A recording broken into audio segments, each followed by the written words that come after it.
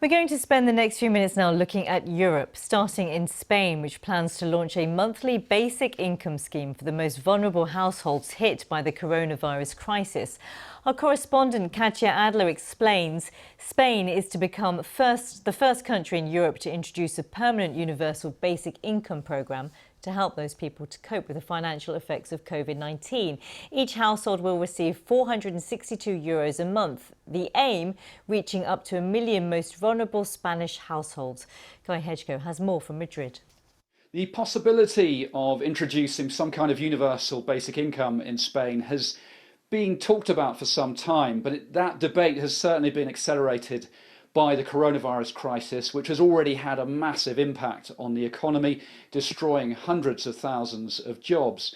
Now, the way that this scheme would work is it would be a monthly handout of around €460 to those who most need it, whether it's single-parent families or others who are marginalised from the mainstream economy. It would be paid out at first to around 100,000 homes in Spain, and then if that is successful, the policy would be expanded to up to 1 million households across the country. Now, this has very much been a pet project of the Podemos party, a party on the left, which is the junior partner in the governing coalition. And Podemos has frequently been accused by parties on the right of being heavily influenced by Venezuelan-style populism. And certainly this proposal for universal basic income has faced those kinds of charges as well. But it does seem as if the government as a whole is very determined to implement this. And certainly the Socialist Party of Prime Minister Pedro Sanchez is very much behind it. And if all goes to plan, this proposal will be approved by a cabinet meeting next week, and universal basic income could be introduced in Spain as early as next month. To Italy, which has also begun to open up after a 10-week strict national lockdown. The gondolas of Venice are welcoming tourists, as you can see, albeit looking a little bit different with social distancing and precautions in place. At this St. Peter's Basilica now reopened to the public, but not many people, as you can see, lined up to go in just yet. Rome, though, people have been able to attend Mass for the first time in more than 2 months. Reminder that almost 32,000 people have died in Italy, but the daily death toll and rising cases are now the lowest since restrictions were imposed. Mark Lowen is in Milan. As of today, shops, restaurants, bars, hairdressers, beauty salons, museums have all reopened. Church services too have restarted. And I'm speaking to you now from Italy's oldest department store. It's called Rinascente, appropriately, Rebirth.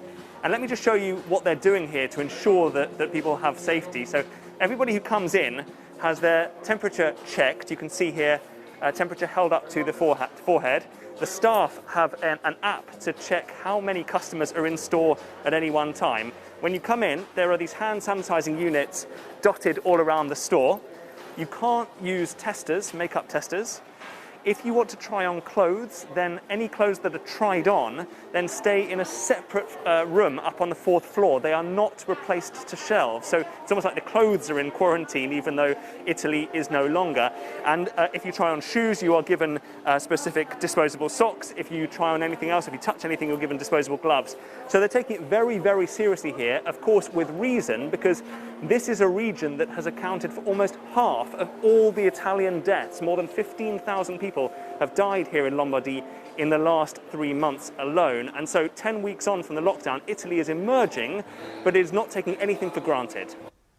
In other parts of Europe, Denmark has relaxed restrictions significantly, allowing some students to return to school and shops to reopen.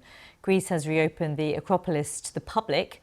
These tourists took advantage of the small crowds there to get, the perfect picture. And in Germany, beer gardens and beaches have reopened. These pictures are from Munich earlier.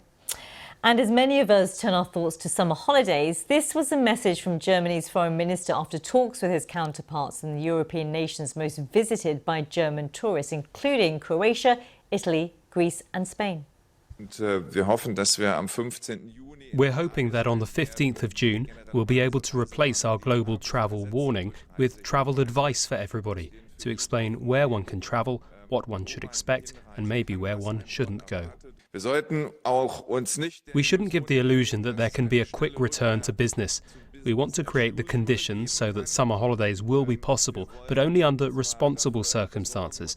And so it will be necessary to tell people very clearly that this is everywhere, and this has become very clear today. There'll be restrictions everywhere, on the beaches, in the restaurants, in the city centres.